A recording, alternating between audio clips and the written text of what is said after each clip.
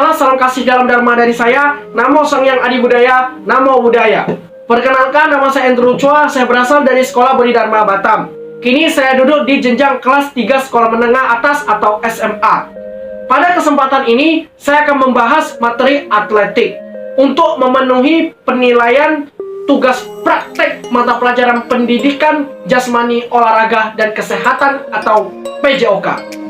Saya rasa untuk atletik sendiri teman-teman sudah tidak asing lagi ya teman-teman. Kita sudah mempelajarinya sejak zaman SD. Atletik sendiri memiliki banyak sekali cabang olahraganya. Namun secara spesifik hanya dikelompokkan menjadi 4 nomor, yaitu nomor jalan, nomor lari, nomor lompat, dan nomor lempar.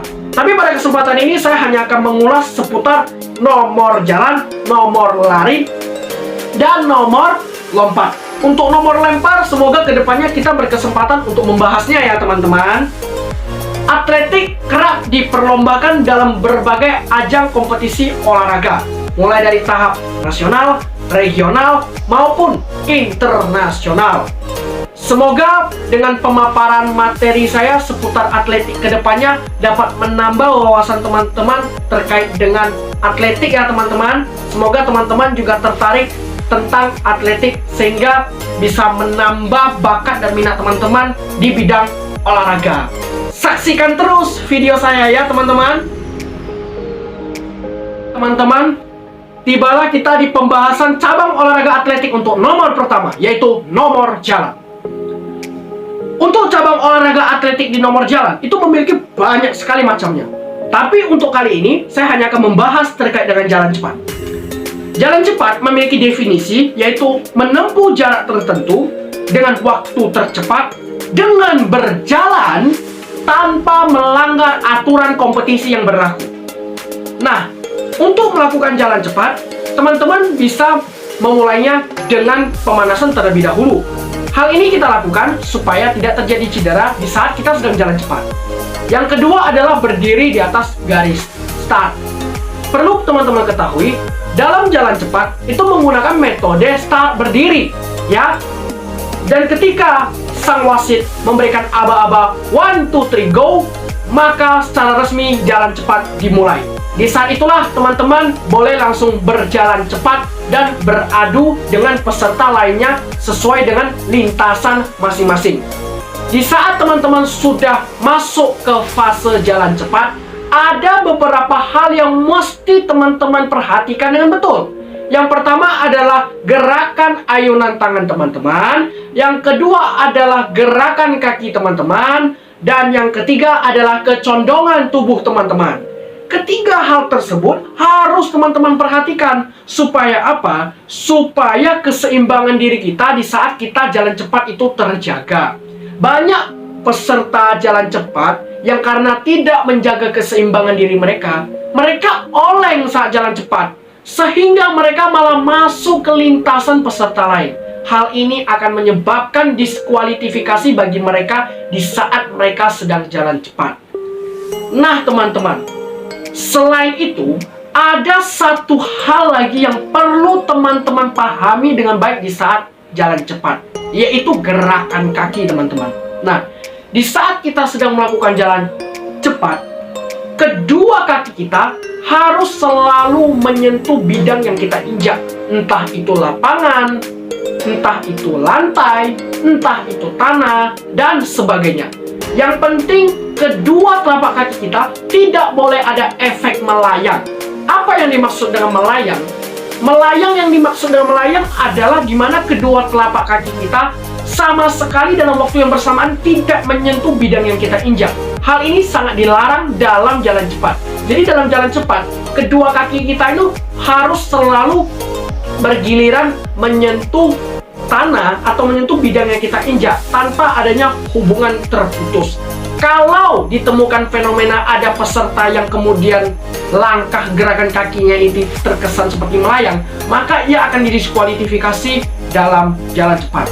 Nah, untuk menambah pemahaman teman-teman lebih lanjut terkait dengan jalan cepat, teman-teman bisa saksikan nih video praktik saya sedang jalan cepat. Semoga bermanfaat.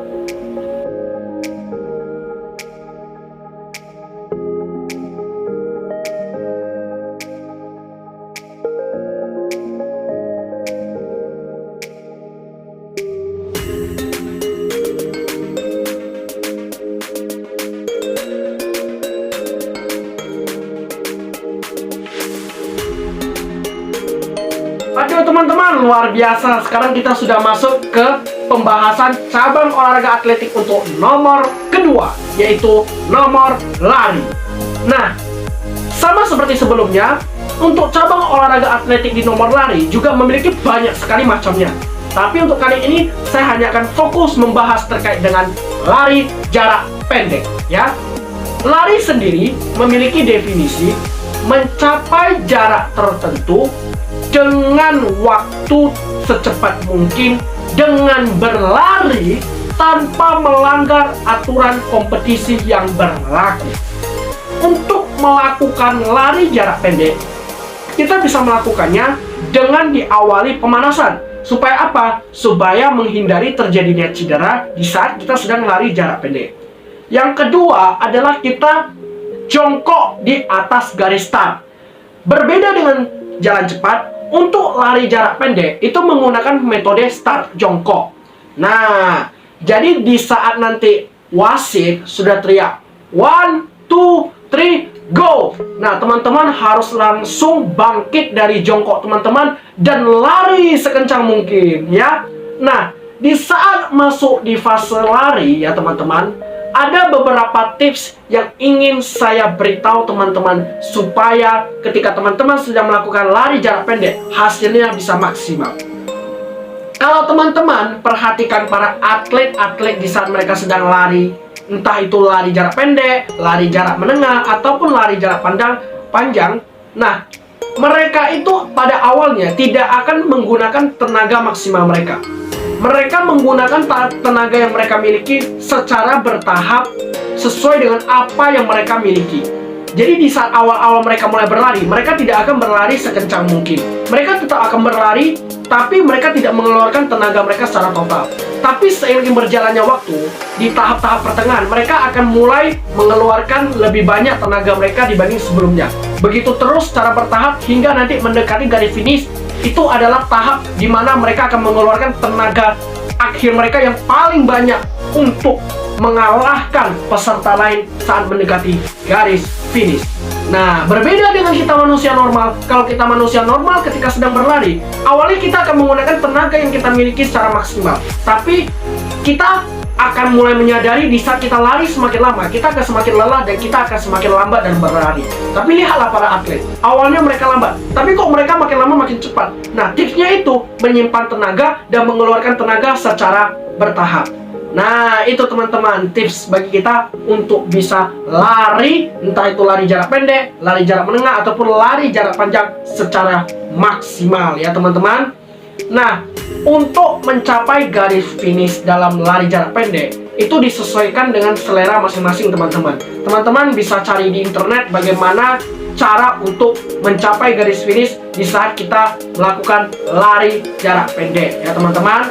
Nah, untuk lebih lanjut lagi, teman-teman bisa menyaksikan video saya sedang praktek lari jarak pendek. Semoga video tersebut bermanfaat bagi penambahan wawasan teman-teman terkait dengan lari jarak pendek.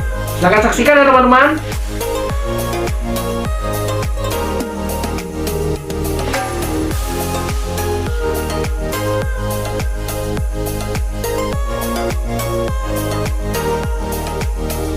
Oke teman-teman, akhirnya kita sudah tiba di pembahasan cabang olahraga yang atletik yang terakhir, yaitu cabang olahraga atletik nomor lompat, ya teman-teman. Nah, cabang olahraga atletik di nomor lompat juga memiliki banyak sekali cabangnya.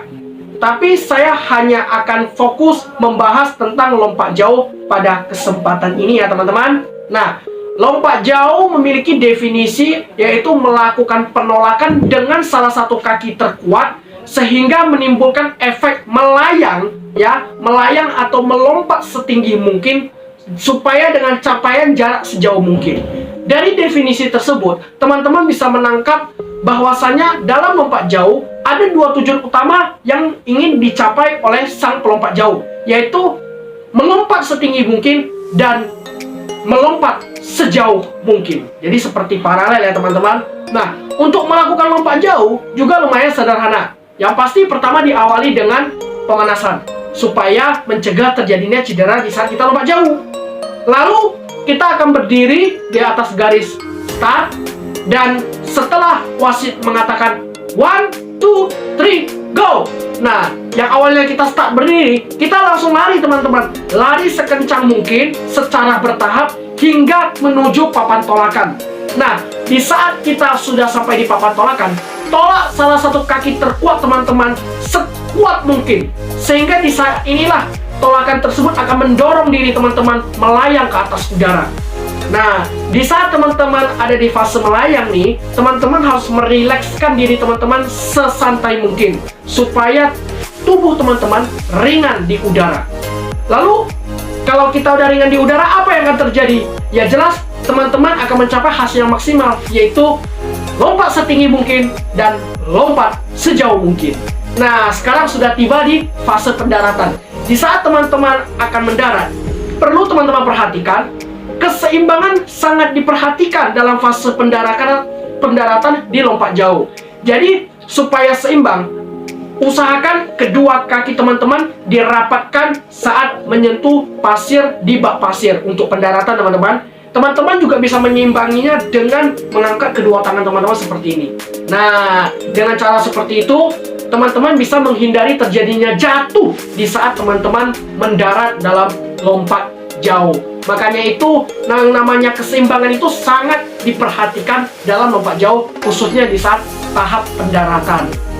Untuk pembahasan lebih lanjut dan untuk pemahaman lebih lanjut terkait dengan lompat jauh, teman-teman bisa saksikan nih video praktik saya. Semoga video praktik saya bisa membawa manfaat bagi teman-teman ya terkait dengan lompat jauh. Silahkan saksikan teman-teman. Teman-teman, tidak terasa kita sudah di akhir penghujung pembahasan ya. Saya ucapkan terima kasih yang sebesar-besarnya ya teman-teman sudah menyaksikan video pembahasan dan praktik saya. Semoga dari video yang teman-teman saksikan tadi dapat membawa banyak sekali manfaat bagi teman-teman untuk menambah wawasan teman-teman terkait dengan atletik. Marilah kita terus semangat berolahraga. Marilah kita terus semangat menjaga kesehatan diri kita. Ya teman-teman, semoga teman-teman sehat selalu dalam lindungan Tuhan Yang Maha Esa. Saya mohon maaf apabila ada kesalahan dan kekurangan ya teman-teman. Tetap semangat dan jangan menyerah. Salam olahraga.